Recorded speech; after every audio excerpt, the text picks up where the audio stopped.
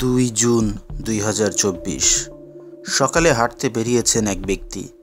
ময়মনসিংহ সদর ও মুক্তাগাছা সীমান্ত এলাকার সুতিয়া নদীর ব্রিজ ধরে যাওয়ার সময় উপর থেকে ব্রিজের নিচে তার চোখে পড়ে একটি জটলা।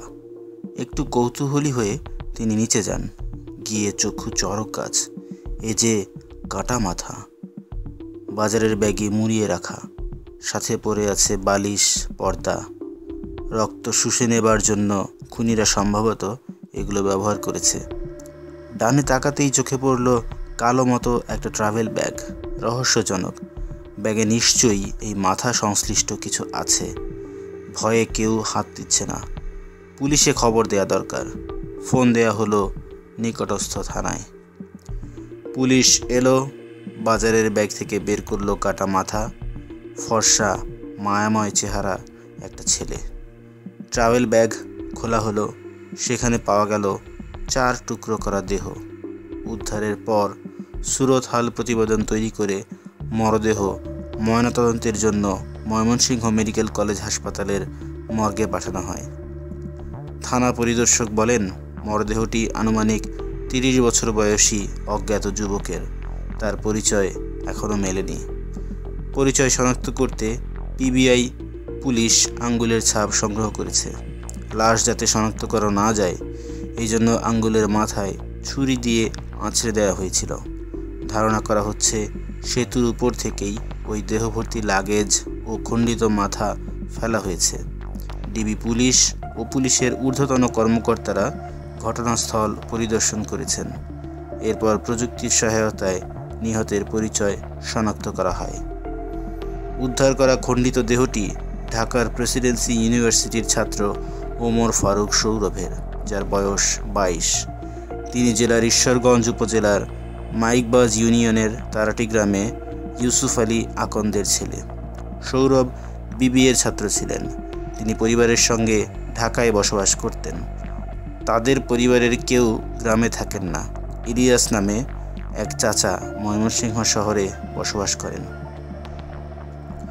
পুলিশের ধারণা, পূর্ব পরিকল্পিতভাবে সৌরভকে খুন করে মরদেহ 4 খণ্ড করে ফেলে দেওয়া হয়েছে। এই ঘটনার রহস্য উদ্ঘাটনে এরই মধ্যে জেলা গোয়েন্দা পুলিশ সহ কোতোয়ালি মডেল থানা পুলিশ তদন্ত করছে বলে জানান থানার পরিদর্শক। লাগেজটা একদম ব্র্যান্ড নিউ লাগেজ ছিল এবং ওই ব্র্যান্ডটার নাম পুলিশ দেখেছে। তো তখন তাদের মাথায় প্রশ্ন এলো যে এই ব্র্যান্ডের লাগেজ কে বিক্রি করে শহরে। তারা ওই ধারণার উপর ভিত্তি করে আশেপাশে ব্যাগের দোকানে খোঁজ নেওয়া শুরু করে। এর মাঝে ভিকটিমের পরিবার থেকে জানা যায় যে ময়মনসিংহে থাকা চাচা ইলিয়াস তার ভাতিজাকে খুন করার হুমকি দিয়েছিলেন। কিন্তু কেন? এর উত্তরেই কি লুকিয়ে আছে খুনের রহস্য? তদন্তকারী দল লাগেজের ব্যাপারে খোঁজ নিতে গিয়ে চাঞ্চল্যকর তথ্য পায়। এর সাথে সাথে পুলিশ আরও জানতে পারে কিছুদিন পূর্বে ভিকটিম তার চাচাতো বোনকে লুকিয়ে বিয়ে করে, যেটা ভিকটিমের পরিবার মেনে নিলেও চাচা মেনে নেননি, বরং ভাতিজাকে দেখে নেওয়ার কথা বলেন এবং হত্যার হুমকি দেন।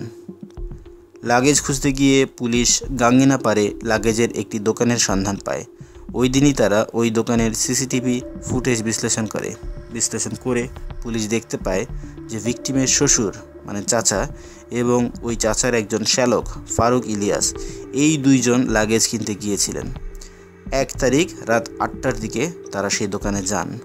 লাগেজের দোকানদারের সাথে কথা বলে জানা যায় ওই রাতে এই 2 জন ব্যক্তি এসেছিলেন এবং দোকানের সবচেয়ে কম দামি লাগেজের খোঁজ করেন। 2900 টাকা দামের একটি লাগেজ দেখানোর পরে তারা সেটা কিনে নিয়ে চলে যান। 2-3 মিনিটের মধ্যেই খুনিরা ব্যাগ কেনার প্রক্রিয়া শেষ করে। দোকানের পর পুলিশ চাচার বাড়ির আশেপাশের সিসি ক্যামেরাও বিশ্লেষণ করেন। তারা দেখেন যে চাচার বাড়িতে লাগেজটি ঢুকছে এবং কিছু সময় পর ব্যাগ নিয়ে ওই 2 ব্যক্তি বেরিয়ে গেছে। পুলিশ তখন মোটামুটি নিশ্চিত হয় যে এই হত্যাকাণ্ডের সাথে ওই 2 জন জড়িত ছিল। পুলিশ চাচার খোঁজ নিয়ে জানতে পারে সে ও তার শ্যালক 2 জনই পলাতক। সন্দেহ আরও ঘনীভূত হয়। এমত অবস্থায় ডিবি এবং কোতোয়ালি থানা যৌথভাবে অপারেশন পরিচালনা করে এবং চাচার শ্যালককে, যার নাম হচ্ছে ফারুক, তাকে ঢাকা থেকে গ্রেফতার করে।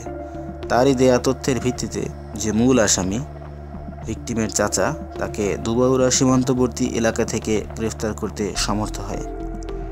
আর আরেকটি বিষয় হলো, এখানে তারা যে প্রাইভেট কারটি ব্যবহার করেছে লাশটাকে ডাম্পিং করার জন্য, ওই প্রাইভেট কারটি এবং প্রাইভেট কারের যে চালক হান্নান তাকেও পুলিশ গ্রেফতার করে এবং ওই প্রাইভেট কারটিকে আলামত হিসাবে জব্দ করা হয়।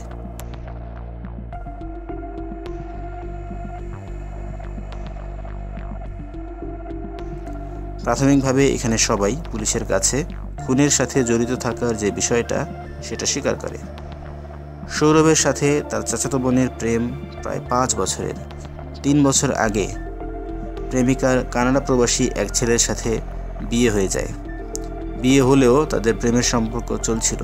2024-এর মে মাসে সৌরভ তার এক বন্ধুর বাসায় লুকিয়ে মেয়েটিকে বিয়ে করে।